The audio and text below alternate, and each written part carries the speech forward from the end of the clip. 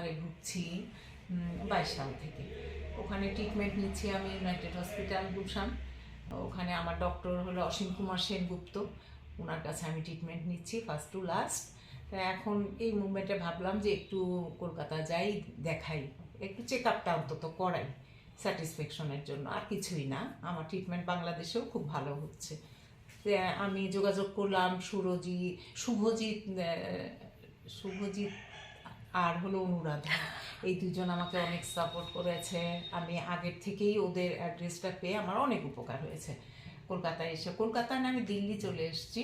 এখানে এসে আমি অনেক সাপোর্ট পেয়েছি, ওকে এয়ারপোর্ট পর্যন্ত আমি এসেছি, এরপরেই ওরা আমাকে রিসিভ করেছে।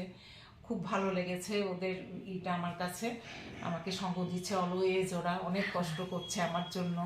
হসপিটালগুলোতে অনেক আমি মানে অনেক কি বলবো সাশ্রয়ে আমি ট্রিটমেন্টগুলো নিতে পারছি, ডক্টরের কনসালটেন্সিটা নিতে পারছি। সত্যি ভালো লেগেছে। আজকে আমি টোটাল টেস্টের পর টোটাল ইটা তুললাম, রিপোর্টগুলো সব তুলে নিলাম। নিয়ে আমি এখানে আর্টেমিস হসপিটালে ডক্টর মুকেশ পাটেকার উনার আন্ডারে আমি নিচ্ছি ট্রিটমেন্ট, বা উনার সাজেশন নিচ্ছি, নিয়ে কাজ করছি। আজকে আমার শেষ হলো ট্রিটমেন্টের প্রথম অংশটা। উনি আমাকে সুন্দরভাবে অনেক হেল্প করেছেন, প্রোটোকল করে দিলেন, প্রেসক্রিপশন করে দিলেন, মেডিসিনগুলো নিয়ে গেলে আমার যেন কোনো প্রবলেম না হয়। সত্যি আমি শুভজিৎ, অনুরাধা এদের জন্যই আসলে পেরেছি, নাহলে আমি চিনতাম না।